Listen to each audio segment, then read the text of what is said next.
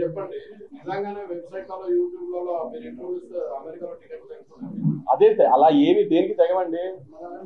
ఇప్పుడు ఆ లెక్క ఆ లెక్క నెలకి 15 సినిమాలు రిలీజ్ అయితే వారానికి 2 వేసుకోండి, నెలకి 10 సినిమాలు రిలీజ్ అయితే ఎన్ని సినిమాలు ఓపెనింగ్ వస్తుంది? వాళ్ళు చెప్పేది మీరు చెప్పేది ఏంటంటే వాళ్ళకి ఇంటర్వ్యూ ఇస్తే మీకు అమెరికా టికెట్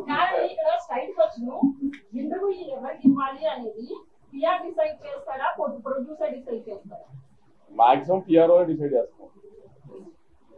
గుడ్డిగా నమ్ముతున్నారు ఎందుకు పిఆర్ఓ మీరు? ఇప్పుడు సినిమా అనేది ఒక్కొక్కటి ఒక 10 మంది కలిసి చేసే సినిమా, ఒకళ్ళే చేసే సినిమా కాదు కదా. ఇప్పుడు మీడియా దగ్గర ప్రమోషన్ దగ్గరికి వచ్చేప్పటికి నాకు కొన్ని ఐడియాస్ ఉండొచ్చు, నా వెబ్ ఐడియా చెప్తున్నారు అమెరికాలో ప్రయోజనం ఎక్కడా ప్రయోజనం లేదు. సార్ నేను ఇప్పటికీ అదే గుడ్డిగా చెప్తాను, ఒక ప్రోమో నచ్చాలి, ఒక పాట నచ్చాలి, ట్రైలర్ నచ్చాలి, అప్పుడే టికెట్ తింటుంది.